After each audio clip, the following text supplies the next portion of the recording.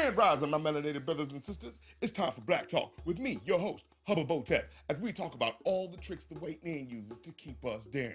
And what's one of the ways he does that? By disrupting the order of the black community. You see, the white man's feminism tells black women that it's okay to date white men and lesbians. And all that does is make less black babies. And it may seem like they're just, being attracted to whoever they want, but it's actually population control and manipulation by the white devil. In fact, black people didn't even want to be gay until white people, kept making them think about it all the time. So the black community must band together and at once ban race mixing and cast out any gay relatives. It's the only way to unite the black family. And I'm sure there's a less blatantly hypocritical way to word that point. Give me a second, just wait. So let's talk about Chappelle's show. And no, not the one from last year with the awkward material that essentially pit black and queer people's struggles against each other in an embarrassing display of outdated Depression Olympics mentality. Of course, I mean his old TV show from the early 2000s, which probably has a lot of problematic stuff in it too, but hey, at least it wasn't so weirdly bitter about it. We want to say something to you. I don't think it would be so bad if it was just like, man, you got some great boobs. But, girls get mad at these kinds of things. But yeah, other than his edgy boy humor, the show is also fondly remembered for putting on a lot of the more under-the-radar hip-hop acts like Common, De La Soul, Mos Def, and most notably for today's video, the group Dead Prez, whose most famous song is where the show takes its iconic electric bass line intro from.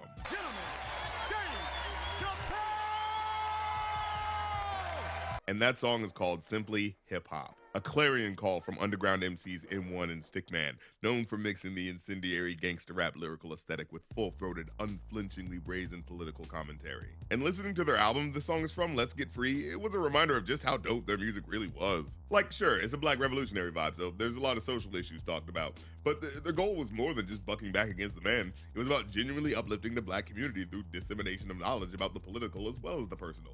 So there's also a lot of songs on there about eating healthier, self-care, and practicing discipline, all without ever really feeling preachy about it. Now, these days, you don't typically expect gangster rap to have a social message in it. Like, yeah, Polo G and Rod Wave type cats are out there, and that Big Picture song definitely was there. But if you flip on a rap station, you're most likely going to be hearing the typical auto-tune joint with no deeper substance other than reveling in the trap rap aesthetics. But from its inception, gangster rap has always had more to it than just looking cool to suburban white kids. After all, gangster rap did start off being called reality rap in the 80s, where the point was that you were talking about what really was going down in your neighborhood, giving a microphone to the knowledge, anger, and culture of people who had been institutionally screwed over by the system and were finally getting a chance to speak about it unfiltered. So in that vein, the Dead Prez boys are truly carrying on tradition. And here on this track, Dead Prez serve up a grand thesis statement on the very idea of what it means to take part of the hip-hop genre. Starting with the hook, which specifically points out that hip-hop is about more than just the music itself. And kicking off the first verse by borrowing a line from the classic reggae track Trenchtown Rock by Bob Marley. One thing about music, when it hit, you feel no pain. Now, in the context of the original song, it's Marley essentially pleading to the world of the time to use music instead of violence to express their emotions. Yet in Dead Prez's verse, he follows it up with this line. Drawing a contrast between music's powerful ability to impact people without making physical contact, and the stuffy white politicians of the time who acknowledge that impact only as a cheap ploy to extract attention and votes from uptight parents who hate that certain music makes their kids think about stuff that they don't want them to think about. Like sex, or drugs, or overthrowing a system that maintains a racist status quo that they enjoy. In the real world, these just people with ideas. They just like me and you when the smoke and cameras disappear. And with this line, he dispels the disingenuous way these politicians treat popular musicians as master manipulators, instead of what they are, regular people communicating thoughts through their work. But of course, if you admit that, you can't act like they're all evil movie villains unleashing magical mind control gas upon their kids, a tactic they've been using to demonize black music ever since pretty much when their white kids started liking it. Hip-hop has done more damage to black and brown people than racism in the last 10 years. However, that last line can also be seen as a way of calling out the magic show a lot of MCs put on to pump themselves up in the rap game. Again, the real world is bigger than all these fake records. All y'all records sound the same. I'm sick of that fake thug R&B rap scenario all day on the radio. Same scenes in the video, monotonous material. Especially calling out how these tactics lead to the genre stagnating and becoming repetitive and boring. Although I do think it's funny how the music video starts like it's trying to fit in with that typical rap music video female objectification racket before throwing you for a loop as to where the video's actually going if you haven't seen it for the first time. It's honestly kind of quaint that they thought this was the shot that was going to pull eyes to the screen. Like, we had BET Uncut around this time. A moderately dressed woman in slacks was not going to stealth this song into rotation. Although I guess it would feel weird to be any more blatant about it because, you know, at what point would you just be doing the kind of thing you're advocating against? Wait, folks got the millions and my woman's disrespected. Getting back to the song, though, I think it's interesting how he uses the normalization of not respecting black women and how they're objectified and often called bitches and hoes as an example of that leader-following trend. In fact, with the way the line's constructed, it almost sets up the situation like a Faustian bargain, where rappers who were previously poor attain profit in exchange for degrading them. However, as the verse wraps up, it actually comes off as less judgmental of mainstream rappers than you'd expect. You a fighter, rider, bada, flame, igniter, crowd exciter, or you wanna just get hot and just say it. He seems pretty chill with all facets of hip-hop being represented, not just the super revolutionary rap he does. And you know there are those backpacking underground heads who are just like, yeah, if a rap song isn't exclusively about the pain of the black struggle, it's worthless. So, you know, it's cool that he makes a point not to be that type of person. And actually, doesn't he say he's cool with biters too? Because he brought that word up in the line. Like, wow, dude's certainly more lenient than most. If you check 1, 2, my word of advice to you is just relax. Just do what you got to do. If that don't work, then kick the fact. He seems to just be saying, hey, do what you got to do to get by, but if it doesn't pan out, hey, you know, just rap about your truth. But then if you a lie, pants on fire, wolf cry, agent with a Y, I'm gonna know it when I play it. Going on to say that if you are faking the funk, they can suss it out, because the nature of a copycat's output usually gives them away. You can tell if someone's putting their heart into their music that signifies how much they care about the genre, versus someone who's just putting on a facade of a personality as a grift, or for possibly even nefarious purposes. And you may be thinking, what's up with the paranoia? Is hip-hop really being targeted like that? But you do kind of have to consider that this song was released late 1998, less than 2 years after, well... Who shot Biggie Smalls? If we don't get them, they gon' get us all. Yeah, the back-to-back shootings of Biggie and Tupac, not even 7 months apart, put quite a cold sweat through the rap game. And with so little being known at the time, with a hungry public demanding answers, it was easy to let the imagination soar in terms of what could have been going on behind the scenes. And actually, with what's known about their murder cases now and how much info to this day is still being hidden, I mean, the speculation on the idea of there being other rappers being paid to infiltrate their ranks as informants doesn't feel that far-fetched. Seriously, there's actually a lot of factors that really start to mount on top of each other once you look into it. Like the fact that there was actually proof that two men known as Haitian Jack and Jimmy Hinchman, who were known in Biggie's as well as Tupac's circles, were FBI informants who had been working with them since the 80s and began to have a reputation for extorting rappers in the industry for money.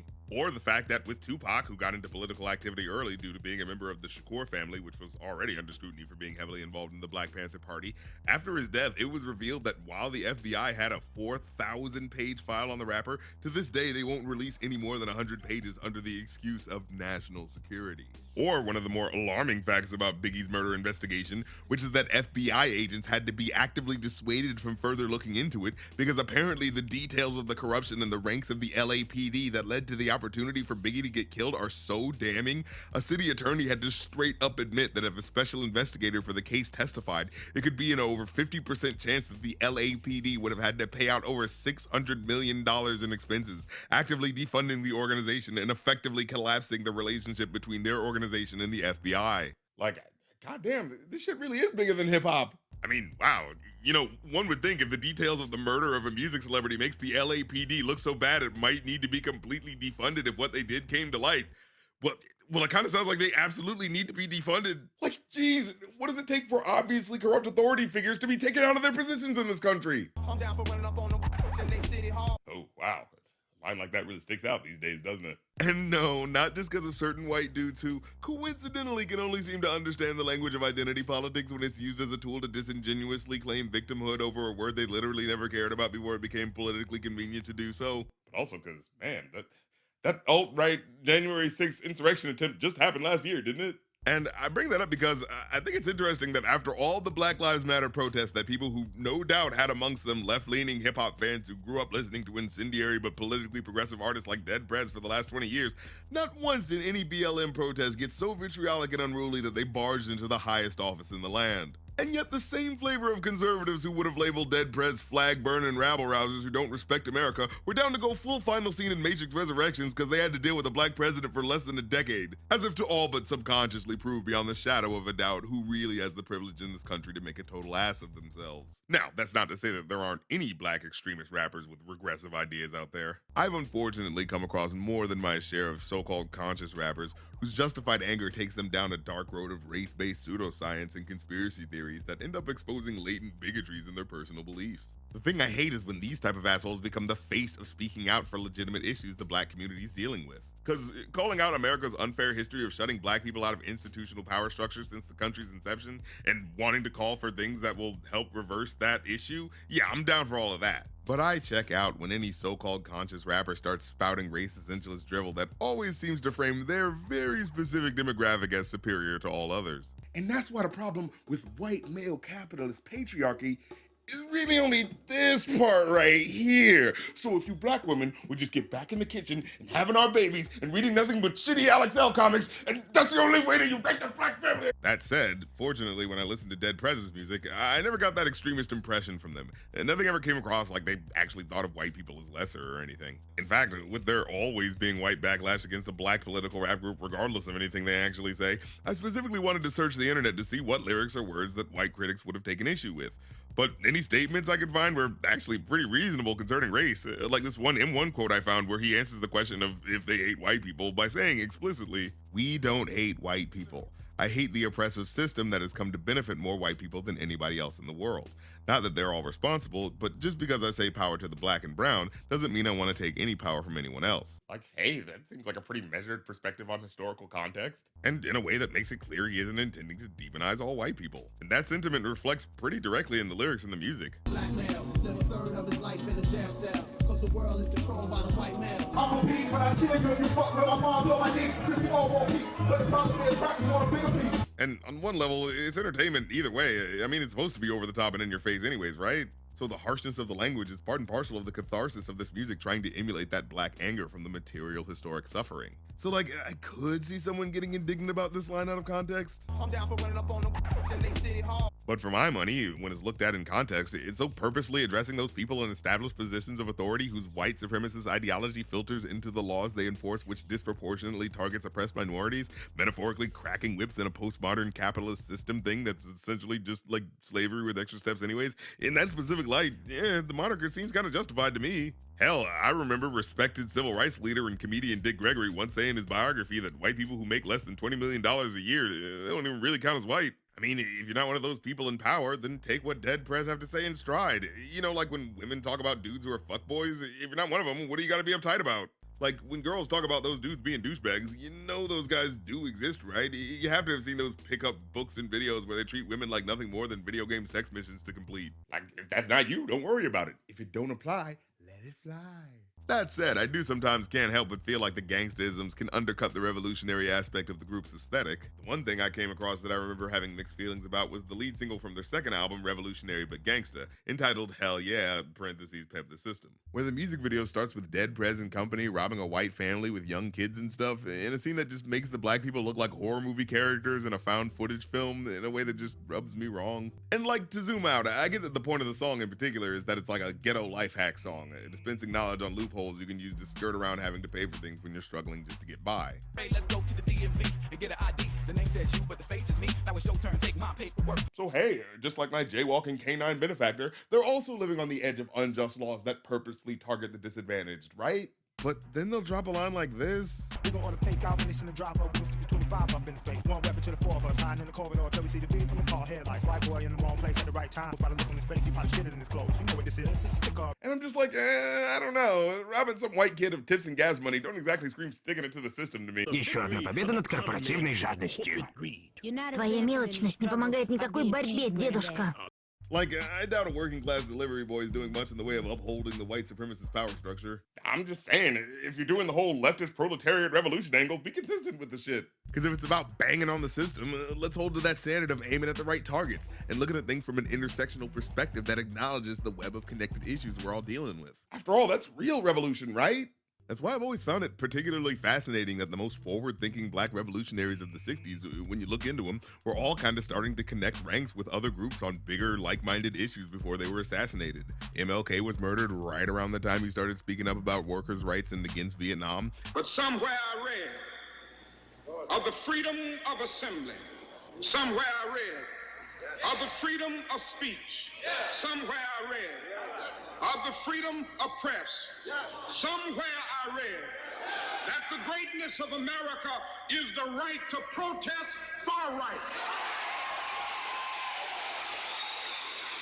Fred Hampton really started to get pushback once he started aligning with poor whites and Puerto Rican gang members. The Black Panther Party stood up and said that we don't care what anybody says. We don't think you fight fire with fire fists. We think you fight fire with water fists. We're going to fight racism, not with racism, but we're going to fight with solidarity. Hell, I remember reading Malcolm X's biography and learning about just how inclusive his ideology had become after going to Mecca and having a profound change of heart that prompted him to disavow black separatism and work together with a cross-racial organization that would focus on dismantling racist, colonialist, capitalist systems of oppression. My going to Mecca and going into the Muslim world, into the African world, and being recognized and accepted as a Muslim and as a brother may solve the problem for me personally. But I personally feel that my personal problem is never solved as long as the problem is not solved for all of our people in this country.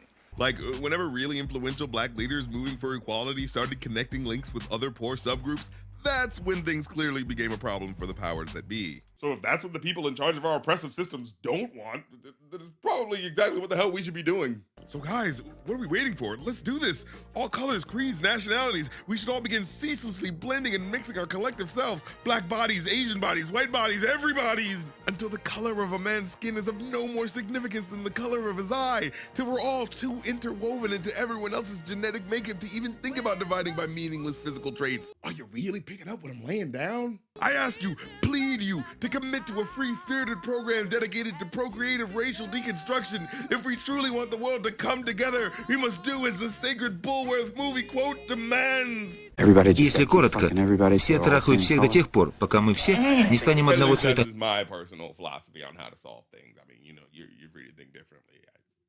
I feel like we haven't talked about a lyric in a while, so let's get back to the song and then we'll wrap this bad boy up.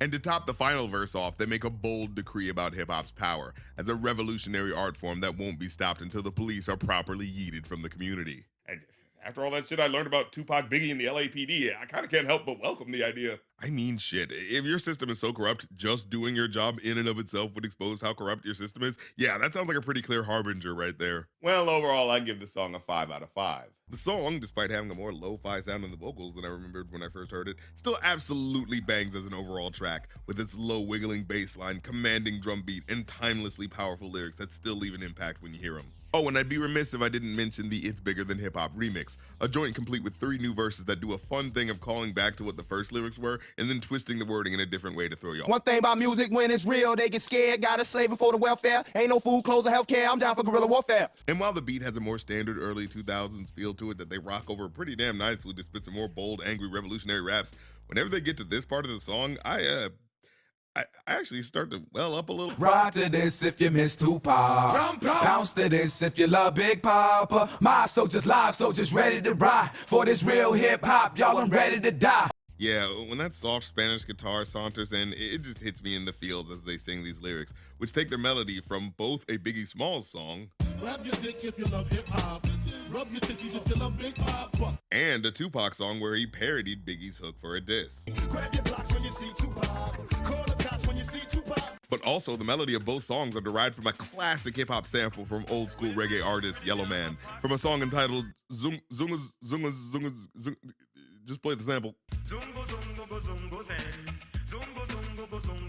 So in addition to the triple clever hip-hop reference, it also feels like something more, a flipping of the melody of this infamous beef with the intention of calling for solidarity in the wake of losing 2 of 90s hip-hop's brightest stars. It just jerks the tears out of my eyes. So while the first version gets a 5, this remix definitely gets a break to scale 6 out of 5, for just how perfectly it heightens the power of the emotion from the first version. And apparently, this version was co-produced in the year 2000 by Kanye West, 4 years before his star-making debut LP. And like, say what you will about the man, which I most certainly will, but even then, you gotta admit, motherfucker knew how to make some shit sound good. Well, that's the episode. Check all that fun stuff out and I'll catch you next time. Hey.